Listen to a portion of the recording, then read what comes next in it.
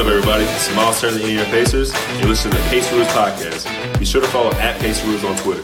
Hello, everyone, and welcome to the Paceroos Podcast, the only Australian NBA podcast with a bias towards the Indiana Pacers. A huge episode this week, a milestone episode this week. We've got an incredible guest that we're extremely privileged to have on the show. And Justin, you got the privilege of interviewing the voice of the Indiana Pacers over the last 3+ decades, Mr. Mark Boyle. How did it all come about, and how are you feeling after you got the opportunity to talk to Mr. Boyle? Yeah, it was definitely a real pinch me type moment for me. I've grown up, as I'm sure you have, Adam, and yourself, Alex, listening to Mark and Slick, and I used to, stay home from school and listen to him commentate games, and when we didn't have NBA League Pass here in Australia. So he really is, to me, Pacer basketball.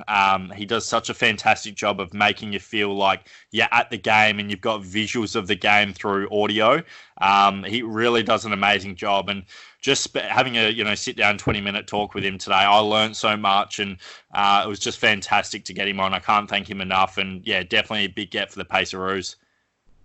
Alex, we got together and we put together some questions for Mark before the interview took place, and technology meant that you and I obviously couldn't tag along on this one. But what question were you sort of most anticipating an answer in this interview going in? I think all of them, really, but the one that stood out to me was probably, has he been scouted by other teams, or have there been other, franchises around the league that have wanted him to join? Because, we've talked about players leaving and everyone wants to go to a new team, new scenery, but this is a guy that's been with the franchise for longer than any player's ever been. So, and maybe most people at the club. I mean, you talked about 3+ decades of hard work and calling the Pacers. I think it's pretty incredible that he's been with the team this long and he's still going today. Yeah, it's an amazing longevity. You tend to see, obviously, teams keep around the very best employees for 10, 20, 30+ years, and Mark Boyle is clearly that. He's clearly very highly regarded by the organisation, and he's beloved by the fans. Certainly a guy that is beloved on Twitter as well. Justin, what were you sort of most surprised about, or what did you take out of the interview pre-interview? We'll play it in a moment for the listeners, but what do you want listeners to sort of listen out for during this interview? Yeah, I'd say the bit about the tribute videos, it was really good to get his personal opinion, not the team's opinion, but Mark's own personal opinion on what he thinks Pacers should do with tribute videos, and if he thinks retired players should get a tribute video when they come back to Indiana, or current players when they're on a different team. So listen out for that. But yeah, it's just funny. I was thinking before, we interviewed JJ and Scott Agnes and Pat Bourne, and I've been lucky enough to meet a lot of NBA players in my time, and I never really get too nervous. But I think speaking to Mark, that's how highly I regard him. I actually got a bit nervous speaking to him. So it was definitely a great opportunity for me, and something I'll always remember. Absolutely. I think for me, the prickly topic that you did a good job of navigating around is the 15-year anniversary of the Brawl at the Palace, which I was interested in hearing about. I mean, that team was really the team that I kind of grew up with in my late teens. So, I've got a special place for that team. I love Jermaine O'Neal. I enjoyed Ron Artest. I thought the rest of the team was obviously a merry band of misfits, and he sort of confirmed that with a lot of what he said. So I thought it was really interesting to hear his insights on not only the organisation and how they reacted to that incident, but that team overall and the talent level compared to what they were capable of achieving. I think that's probably the biggest thing I took out of it. Yeah, it's always a touchy subject. I didn't want to delve on it too much. Like you said, 15-year anniversary today. It's a memory all Pacer fans don't like to remember, but it sits and it's a massive moment in our club's history. So we did touch on it briefly, and like you said, he did delve into the player personnel we had at that stage, and he does mention if he thinks we would have won it, the Pacers would have won the championship that year. So listen out for that. Definitely. We'll, without further ado, we'll get to the interview right now. And on the other side of the interview, we'll have a chat about Mark's answers. And we'll also have a chat specifically about the Brooklyn game because, Justin, we need to talk about Aaron Holiday, and we need to devote holiday season plenty of time to Aaron and Justin Holiday in the second half of the show. So I know how much you're looking forward to that, almost as much as you were looking forward to the Mark Boyle interview. But speaking of, here it is, the Mark Boyle interview on the Paceroos Podcast. Welcome back to the Paceroos Podcast, and we are very lucky to have a special guest on today. Voice of the Pacers for as long as anybody knows, Mark Boyle. Welcome to the show. Thanks. Glad to be here. No worries. So, we've got a few fan questions sent in. So, firstly, just want to ask you, you are actually a known chess player. So, just want to get your opinion on how are you at chess, and do you have any success? And does that actually help you being a commentator with seeing things in the future? No, it doesn't help me there, and I haven't played for a while. It's hard to find people to play. I played more often when I was younger, and I did play in the U.S. Open chess tournament in, let's see what year. It was in the 90s. I forgot what year. I didn't do well, but I did compete in that. And I like the game. I think anything that helps you think is good in general, but as to it specifically helping me with my job, I don't necessarily see a connection, although I do like the game. Yeah, beautiful. And you've been with the Pacers for such a long time. Any Pacer fan would just know you being the voice, and it is going to be a very strange experience when you do move on one day. But we just want to get your thoughts on, has any other NBA team scouted you or tried to get you to move? You know, with the NBA players, they change all the time. They get offered bigger contracts. I was just wondering if any other sporting team or NBA teams contacted you to make a move. Over the years, I've been, I wouldn't say offered jobs necessarily, but there's been feelers to see if I was interested, but none of them for a long time. Most of those came in the first 5 to 6 years that I was here. I had 2 or 3 chances to take a look at something else. But by the time I'd been here, even a year or 2, I realized how fortunate I was. This is a great place to work. We have great owners. The same owners have been here the entire time that I've been here. Actually longer. They bought the team in 1983, and they're the longest running ownership group in the NBA, and they treat people well. They care about what we're doing, and I can't imagine a better place to work. So I haven't been offered anything in a long time, but back when I realized that I couldn't do better than this, so I never seriously considered anything. Yeah, awesome. And I have listened to a few interviews you've been on, and you do mention the Pacers ownership, where it might be a bit different for other teams. They give you the flexibility to maybe not be biased and just be a bit of a homer towards the Pacers. They give you a bit of freedom to maybe call it both ways. Is that something that really pleases you? It does. It appeals to me. This is the only time I've ever worked for a team. Before I was here, I worked at radio stations, and so when I did games, I was not working for the team. And it is my opinion that taking a paycheck from a team, which is what I do now, it's an inherent conflict of interest. So when I was offered this job, I asked Donnie Walsh about that. Donnie hired me, and he's still with us as a consultant these days. He said, as long as you're fair and don't get personal, I don't care what you say. And he was true to that. And when Larry Bird took over, the same philosophy applied. But don't misunderstand, I want the Pacers to do well. Yeah. I like the guys. I like the franchise. But once that broadcast starts, my most important asset is my credibility. There is no picture. People listening on the radio have to believe what I say. And I don't want the guy who's driving down the street to say, if I say something good about the team, I want him or her to say, you know, Mark doesn't just throw out praise all the time. When he says something, he believes it, and if the team is as good as he says it is, maybe I should go down and take a look myself, instead of, yeah, that's all interesting, but that's the same thing he was saying when the Pacers were losing 10 games in a row. I value my credibility, and I'm lucky to work for a franchise that understands that. Yeah, I think that really, it's really good for the casual fan as well who's listening, like you said. I think there's some team commentators, I won't delve into which ones, but I think they're just too one-sided, where if you did have to listen to their broadcast, it can get a bit frustrating.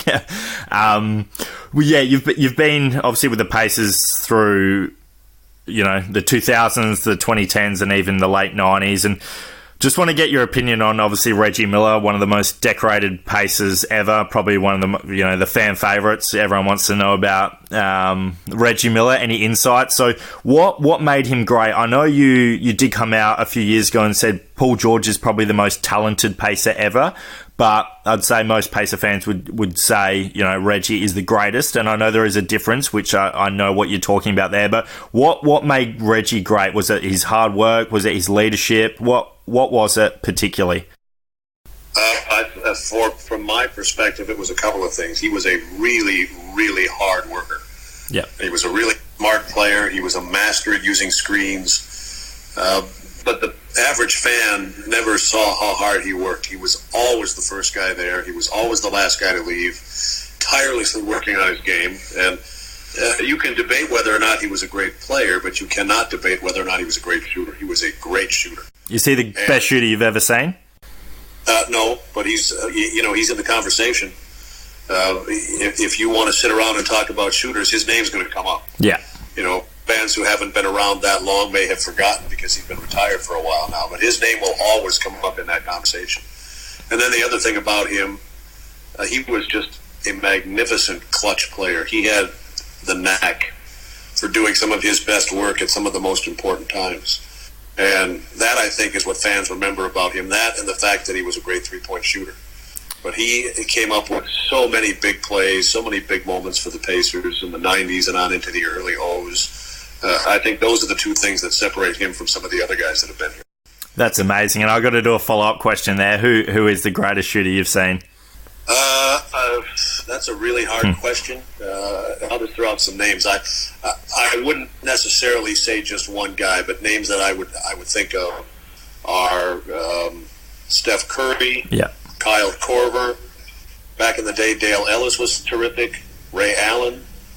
Reggie's in the conversation. There's a handful of guys, and if you put them all out there and had a three-point shooting contest, it would be pretty interesting. Yes, I would agree with that.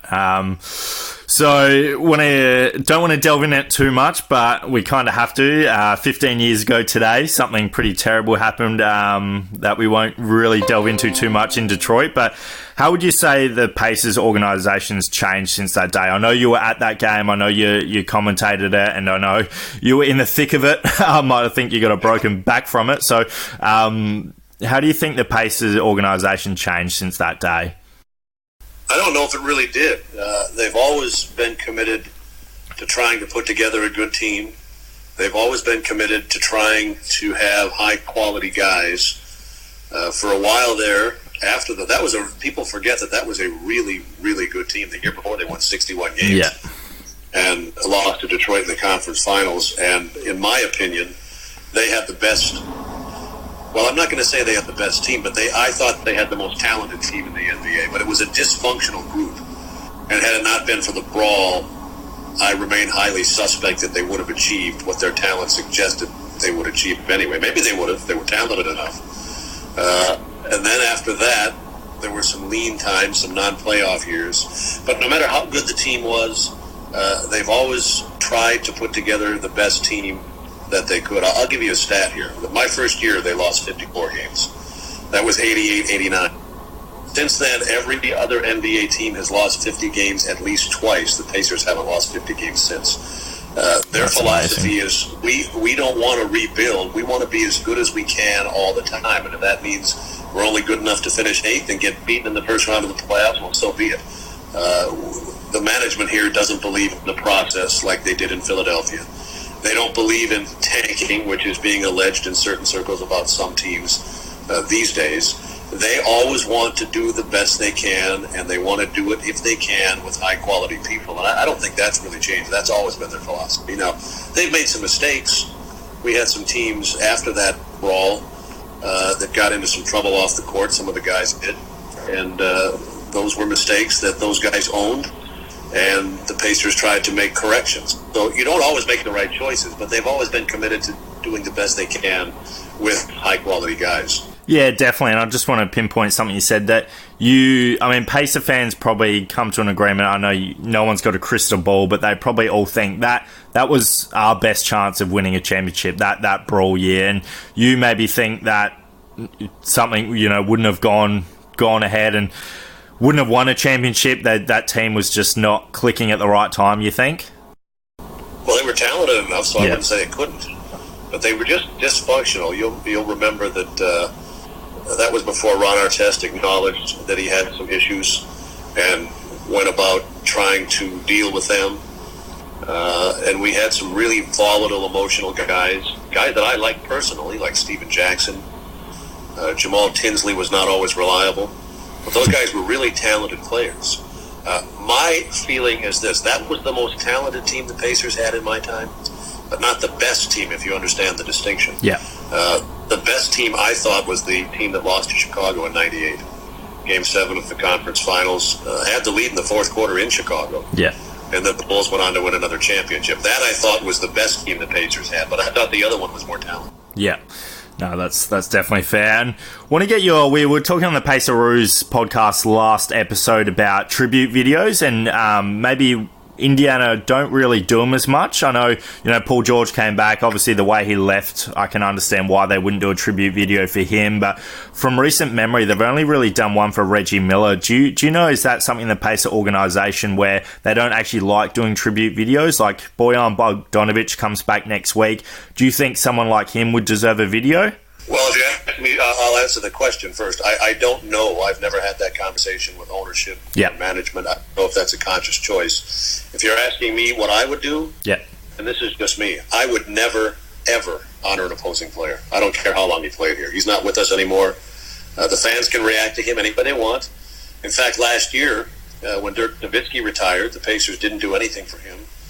And late in the game, Nowitzki came in, and the fans spent the whole time he was at the game paying tribute to him. It happened naturally. It wasn't created by a video. For me, if I owned a team, our building is for our players. Yeah. And if you played for us for 10 years and come back with Cleveland, for example, our fans will give you the proper acknowledgement, but that's all you're getting from me. You're not getting anything on the scoreboard. But I don't speak for management, and I can't answer your question because I don't know if that's a conscious decision that they've made over the course of time or if they deal with it on a case-by-case basis. So do you think once they retire, then that's in a different bucket where you can acknowledge someone's time? Yes, of course. If a guy, and we have retired, since I've been here, we've retired a banner for Slick, who's still with us, of course. Yeah. And we did retire Reggie's number the year after he retired. So we will do that. And also Reggie's different. He never played for another team, so he didn't come back into the building trying to beat the Pacers. This is just me, and maybe it shows my age and different generations think differently about different things. If you're coming into my building to try to beat me, then you're not getting the tribute video. No. I love that. That's brutal. I like it. It is kind of brutal. Two more questions before we let you go, Mark. So obviously this is a brand new team. We've got many new faces. I think it was one of the biggest turnaround rosters Pacers have ever had from season to season. And obviously we've been hit by the injury bug early on in the season. Just want to get your opinion on this this season's team, and where do you see them going? Who do you think the best young player is on the team, and what have you kind of seen from this team 10 games in? It's really sort of hard to know where they'll be because we haven't seen them all play together.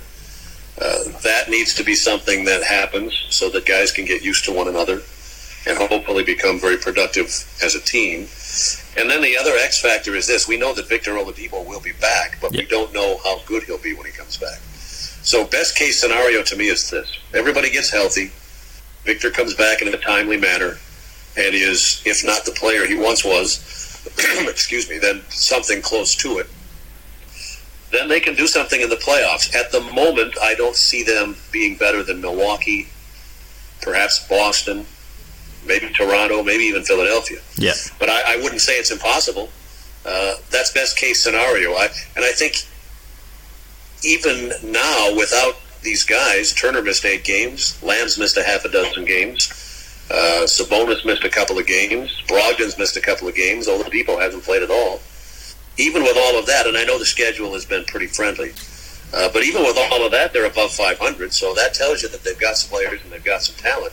And if they can get everybody healthy and working together, I think they have a chance to do something in the playoffs. Yeah, awesome. I know all Pacer fans are really hoping we can break that drought of first-round exits this year. I think we do have the team to do it personally. But lastly, here at the Paceroos, we've interviewed Jeremiah Johnson, Scott Agnes, Pat Boylan, who I know you have some good banter with. Just want to get your opinion on, have you ever been to Australia? If so, did you enjoy it or no? You know what? I've always wanted to go. I've never been. We've been really fortunate with the Pacers. We've traveled internationally quite a bit in my time. We've been to Germany and Spain. We just went to India not too long ago. Yep. We've been to China. We've been to Taiwan. We've been to London. So we've gotten to a bunch of places, and Australia is on my list. At the moment, though, I'm hoping that somehow the NBA figures out a way to get there so I can go on the company dime. If not, though, I will get there at some point. I know people that have gone, and it sounds like a fantastic place. I'd love to visit there. Well, yeah, Pat was on the show, and he gave it a raving review. We said he should become an Australian salesman. He raved about it so much. If I'm not mistaken, I think he's been there twice. I know he's been there once, but as you said, I think he might have gone twice. Yeah, I'm not sure about that. He loved it. Well, yeah, if you're ever in Melbourne, Australia, you'll have to hit us up, and we'll show you some of our Aussie Rule games. But no doubt. Yeah, thank you so much for coming on the show. I just want to say, as an international fan who I've sat behind you at Madison Square Garden and see how you work. I watch you throughout a game, and it was really incredible to hear you and see how you call the game. It was a pretty boring, dull game, and you actually made it more exciting listening to. So I just want to say how far your reach has gone from someone in Australia who listened to you at the age of 10, coming home from school. You were such a delight to listen to Pacer games, and you really do an incredible job of making you feel like the game. So, and I know a lot of Pacer fans think that way, so we can't thank you enough. Well, I appreciate that, and I hope that if that situation ever presents itself again, you'll be kind enough to say hello. I did actually, and you let me sit. Yeah, you actually let me sit in the booth, and we had a good chat. But that was how long ago was this? I don't even remember that. It was actually. You'll probably remember the night because it was at MSG in New York, and Slick actually, I think, had a heart problem. He had to get rushed off. Oh, yes, I do remember that night for sure. Yeah, it was that night. So Pacers got a good win, but I remember speaking to you and Slick, and then I saw on Twitter later that night Slick got rushed to the hospital, and I was, very worried. Yeah, he had a heart attack. He, as you know, he still does home games, but he doesn't travel anymore, and he's still the same. He's a great guy. Yeah, I listened to him against the OKC game, and he's still his jovial self. We all love him, and we were going to ask how is he doing. You still obviously love calling games with him? Oh, are you kidding? It's the best. Yeah. He's such a cool guy, and he knows so much about the sport, and he's so vested. He really is a true Pacer fan, really. He's been around since the beginning. He was the coach back in the day when they were winning championships, and then he's been with me for 25 years. He was on TV before that. He's just a wonderful guy, and it's an absolute delight to work with him. That's beautiful. Well, keep up the great work. We can't thank you enough for coming on this show. It does mean a lot to us. And, hopefully maybe we chat in the playoffs. I look forward to it. Thanks. Thanks, Mark. Welcome back to the Paceroos Podcast. Fantastic interview, Justin, one-on-one with Mark Boyle. Obviously, we spoke about what we were sort of anticipating hearing beforehand. And now we get to talk about it now that all of our listeners have had the pleasure of sitting through that. So, Alex, what did you take out of that interview, or what takeaways did you take from Mark's answers? I think what stood out to me was when he was talking about the ownership and how his relationship with the ownership, and they give him the ability to know, as Justin say, not just be a homer or not just be one way or ultimate bias towards the Pacers. When he's commentating, he calls it both ways. He calls it how he sees it. He doesn't he doesn't hide away from what he sees, and I think that's pretty impressive. That speaks a lot on behalf of, the Simons and the entire Pacers organization. And I think that was really impressive, because there's a lot of commentary teams like the Boston Celtics. I think I absolutely hate that commentary team. I know you didn't want to call them out, but I'm gonna name names here.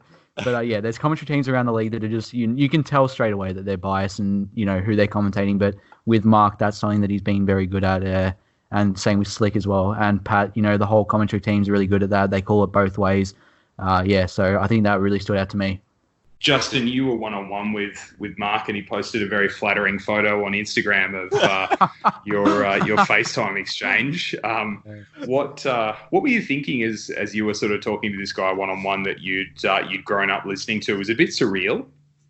Yeah, it was definitely surreal. And yeah, thanks, Mark, for that beautiful photo of me looking like a potato. But yeah, it was definitely surreal. Like I mentioned before we played the episode, I've met the likes of Kobe Bryant, Reggie Miller, Danny Granger, Paul George, and I've never really got nervous around them. But for some reason with Mark, he was literally my childhood, and I did get nervous interviewing him. I was thinking there's really no better person to speak pace of basketball than Mark Boyle. You think who's seen more games than him over the past? He's seen it all. He's gone through the Reggie, MJ, the Pacers making the NBA Finals, the Reggie Knicks days, the Brawl, the Paul George era, the Oladipo. He's just seen everything that a Pacer fan in our lifetime would hope to see. So amazing insight. I'd love to go to a bar one night with him and have a drink and talk more. But it was honestly amazing just having a chat to him. And yeah, I just can't thank him enough for his time. And it just reaffirms what we were saying earlier in the year as we, got the opportunity to speak to Jeremiah Johnson and Pat Boylan and even Scott Agnes, who it doesn't work for the team, but is connected and clearly in that network of people that are in and around the team on a daily, weekly basis throughout the season. So giving of their time, so happy to answer the questions. Three guys from the other side of the world that started a podcast to cover this team and to really give it the respect that it deserves, because obviously the Pacers being a smaller market team don't get a lot of coverage. So we talk about what we love, which is the team, and we cover it in a positive but constructive way. We don't shy away from, saying that a player isn't necessarily performing up to standards, but we don't attack and we don't belittle and, those sorts of things. And I think, the team clearly respect that, and it's a hallmark to them and the culture that they've built and the Simons have built over the last couple of decades that they were able to bring in people with such high character. And it's not just the players. Mark spoke about how, the high character players that they like to bring in, and we've spoken about that in previous episodes, but it's clearly everyone in the organisation. And Justin, obviously you've been over, seeing plenty more games than Alex and myself, going over for nearly a full season at one stage, or maybe even a full season. And you can attest to that very fact. The people that work in and around the team are every bit as high character as the players themselves. Oh, I could go on forever, and it's the one thing when people ask me about my trip and how were the Pacers, and I could go on for half an hour. I touched on it at the end of the interview there with Mark, how I did meet him and I did say good day to him in New York. And, he let me sit in the radio booth and we were talking basketball for 20 minutes pre-game. And, I'm a kid from Adelaide, Australia, in my Reggie Miller jersey, sitting in the garden, and I'm talking to Mark Boyle and Slick Leonard about what players Larry Bird's got, Slick looking at to scout to see if we should get. And he was actually scouting Tim Hardaway Jr. Slick said Larry wanted him to, scout him and see how he was defensively to see if he's a player we should go after. And I just thought, man, this is crazy. They're telling me this sort of stuff. And obviously, like you said, Adam, I was lucky enough to be a part of the Area 55 crew, Roy Hibbert's fan section.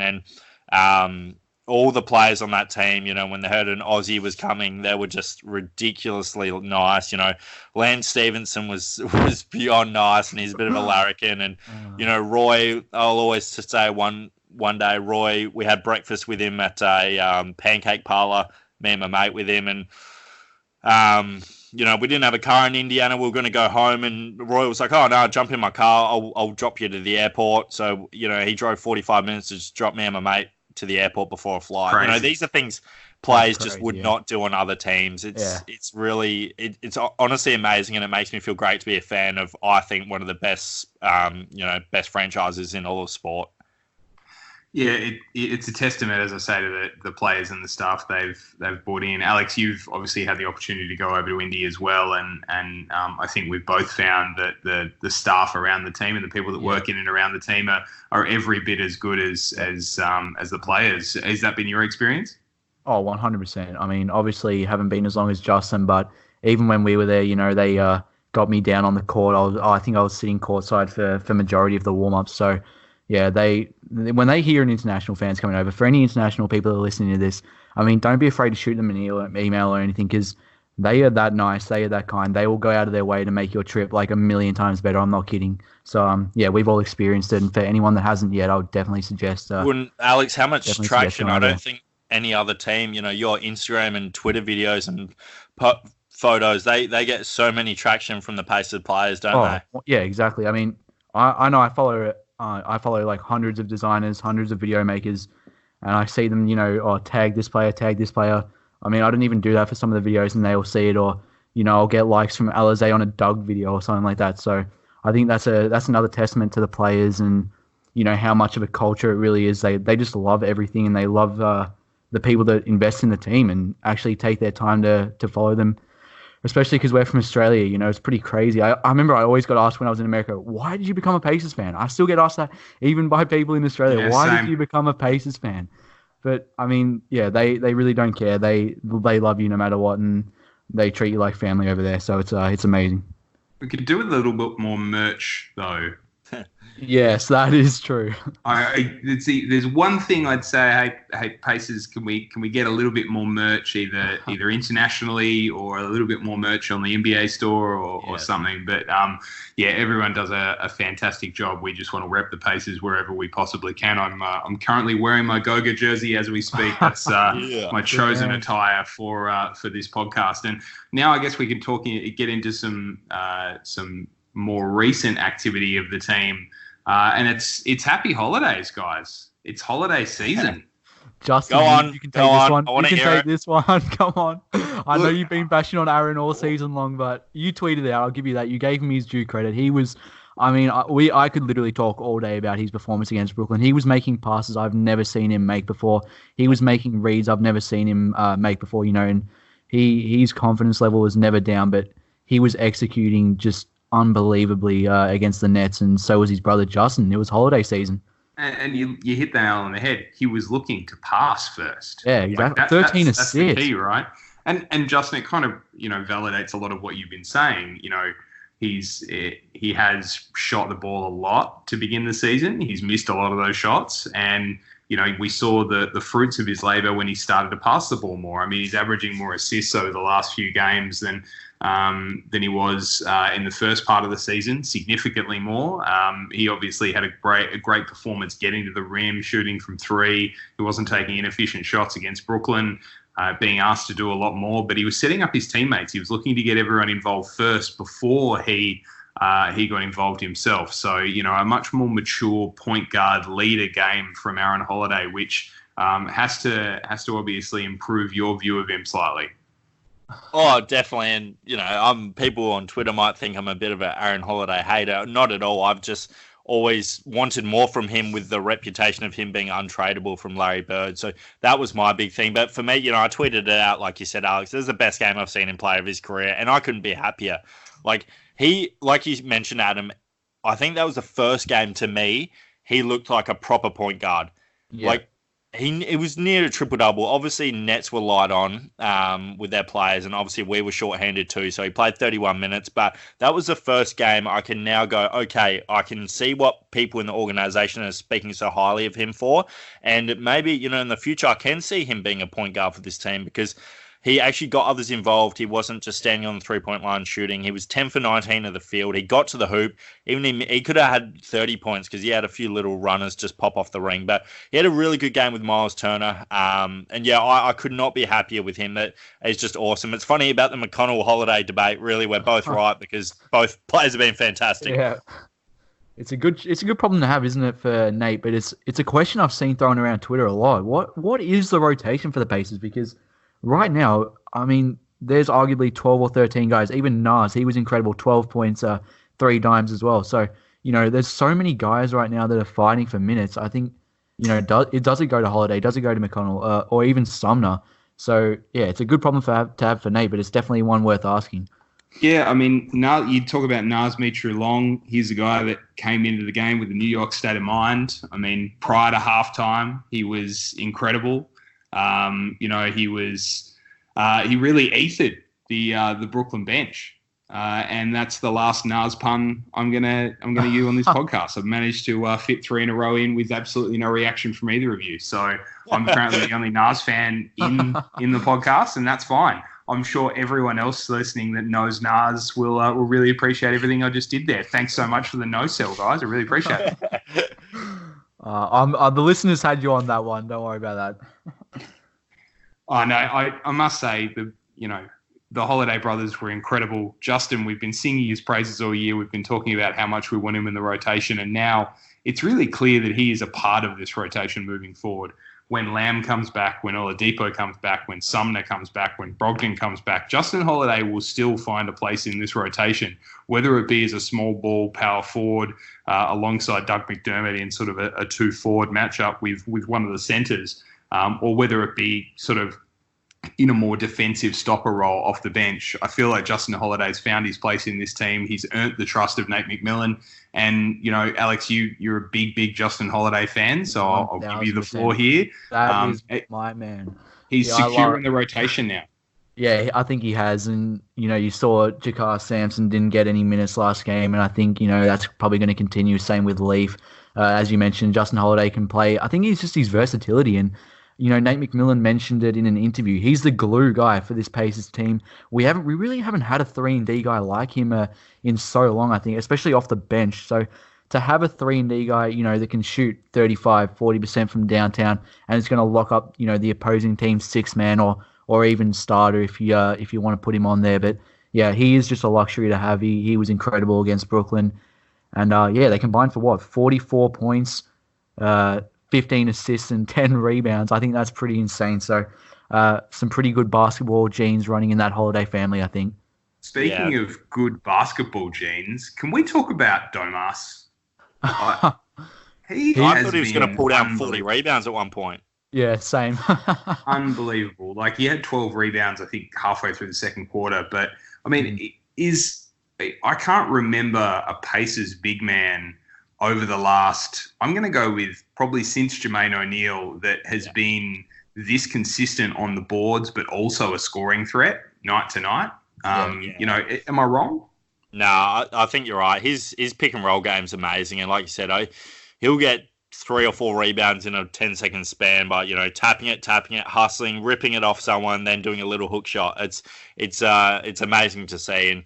And it's so good. He, like we mentioned about who's going to be the Pacer All-Star, you'd say with the Brogdon injury right now, Sabonis is probably leading that charge if the Pacers have a good record going into February. So also just want to give a quick shout out. It was amazing to have Myles Turner back.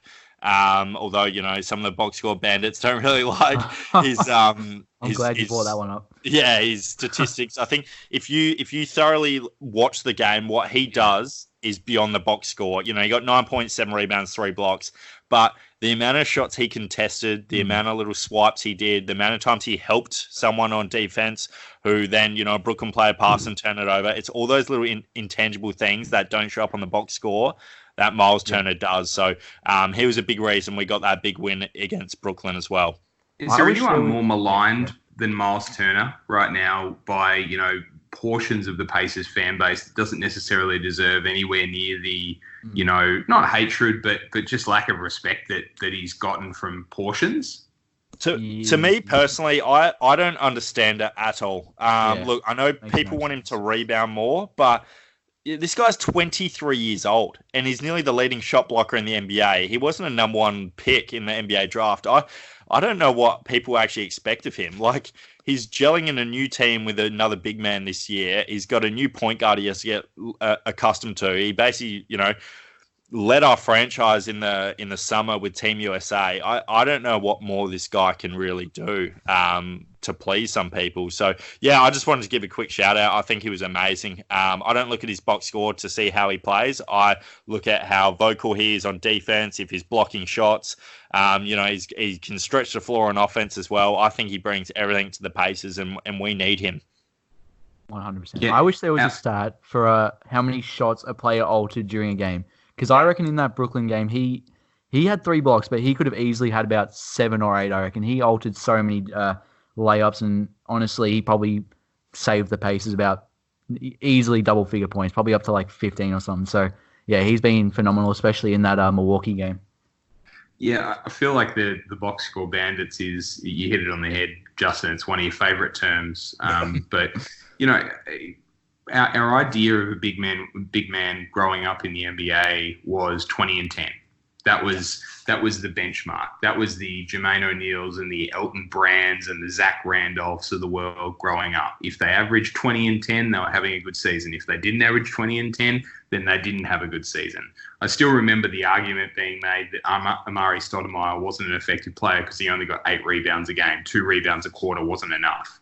Like we go probably a little bit too deep into just the basic box score, into thinking that that's the player, that you know, this is what the player is. The player is their stats, rather than how they influence the game, as you guys alluded to. And I feel like just because Myles Turner doesn't get 10 rebounds a game, just because he doesn't get 20 points a game, doesn't mean he's not valuable, and doesn't mean that he doesn't affect the game in other ways. And, you know, there are only so many defensive stats that, you know, that we have. We've got blocks, we've got defensive rebounds, we've got steals. You know, we don't necessarily have shot alters. We don't have, you know, number of times a guard saw Myles Turner in front of them and then backed out, or didn't bother to drive because they didn't want to get the ball sent into row M. Like, you know, we don't have that as a stat. We don't have the ability to grade the influence that a defensive anchor has on the game. And that hurts in terms of statistics. I mean, the Pacers clearly value him because they gave him a massive extension that's befitting of a guy that would, you know, the public would believe needs to average those numbers. But they understand that he can influence the game by averaging, you know, 13, 14 points and 7 rebounds and 2.5, 3 blocks. It's you know, it's night and day. It's funny you mentioned that, Adam, because I remember a quote from LeBron James in the Miami Pacer rivalry days, and he said something like, when Hibbert would go to the bench, LeBron would go full steam to the hoop. Now, when Hibbert would check in, that's when LeBron knew it was time to, you know, pull up for 3, get Bosch involved. So just that little metric of people go, oh, you know, Hibbert's done nothing today. Well, no, he's changed LeBron's mentality on the court when he checks in. So I see a lot of that in Myles Turner. And to be honest, I actually saw a little bit of in Goga today. I think the Pacers are teaching him, go straight up on the defensive ring. There was a few plays, you know, Goga didn't get the block, but he's that tall. He just jumps with his hands high. Brooklyn missed some layups, and that just brought back memories of Hibbert to me. And I thought the Pacers are trying to defensively get Goga to maybe be like Hibbert was. I like the look of a Goga-Sabonis pairing. I like the look or the thought of a Goga-Myles pairing down the road to see what that might look like with 2 guys that can stretch the floor. I'd like to see us experiment with those 2 lineups a little bit more, playing, you know, a Goga with one of our starting 2 big men. You know, it's not an every lineup type thing, but if the opposing team has 2 bigger players on, like a genuine power forward next to a center, then, you know, you can play Goga and Myles or Goga and Domas. But I think that's something we need to experiment with down the road, especially not only for Goga's development in this side, because I'd like to see him, you know, stick around for longer than his rookie contract. And at the moment, Myles and Domas will be here for the next 4 years. So you want to see those 3 to be able to play 2 of them at one time, most of the time, really. Yeah, and that's the massive luxury with having 3 bigs. You know, a lot of Pacers fans are upset when we drafted Goga, but the front office knew what they were doing. And honestly, as long as KP and all those in the front office know the impact that these guys have, that's all that matters to me, not the fans on Twitter. Definitely, you're right. And just before we wrap up, I just want to give a quick shout out. Resident Paceroos NBA graphic designer Tyson Beck was actually lucky enough to be at the Brooklyn Pacers game. So he's got some amazing photos we'll get up on the Twitter and Instagram page within the next week. He was courtside with Myles warming up, Domas walking out, and I've seen some of the previews of it. It looks amazing, so keep your eyes peeled for that. Yeah, looking forward to that. Great access that obviously Tyson has, and the ability for him to be able to share some photos with us is awesome, and just gives us a level of connectivity to the team and what they're doing that other areas just find it very, very difficult to get. So we appreciate all the support from Tyson as well. Okay, guys, I think we'll probably wrap it up there. We've got a 4-day break before, I think, the game on Sunday. Any final thoughts on the Pacers, where we're at the moment, injury lists, anything that you'd like to broach there, Alex? Just get healthy, please. I'm sick of these injuries, man. I'm sick of I think JJ said it. They had to extend the maximum limit of characters on Twitter for him, just so they could fit it into one tweet. That's how many injuries the Pacers have had right now. So that's all I care about. As long as everyone gets healthy, we should be all right. Justin? Yeah, I agree. Healthy. It's funny. I did the Brogdon free throw counter in the next game. He gets injured. So sorry, Pacer Nation, for jinxing that one. But look, we've got Orlando at home, then Memphis at home. So look, I'd be pretty confident in saying hopefully we can go 2-0. I know we're very injury riddled, but I mean, yeah, the last 3 games, 1 and 2. I mean, Tony E said we would learn a lot from that Rockets and Milwaukee game, and I was a bit like, I don't think we'll learn too much because we've got no one playing, and I didn't learn anything from those games, to be honest with you two. It was just literally our third stringers going around. So, yeah, really looking forward to the Orlando game. They've been down lately. Hopefully we can get that win and, start to move towards that 10-win game section. Yeah, desperately need Malcolm Brogdon back for that Memphis game against Ja Morant, the favourite for the Rookie of the Year as well. So I'd probably watch for the Pacers to try and get at least Brogdon back in the lineup for that game. Yeah. All right, guys, that's the Paceroos podcast for this week. Thanks so much to Mark Boyle again. Well done to Justin for an awesome interview there, and I think we'll have a great guest coming up over the next couple of weeks. So keep your eyes peeled on Twitter, and we'll see who we can come up with next. And thanks for listening to the Paceroos podcast. See ya.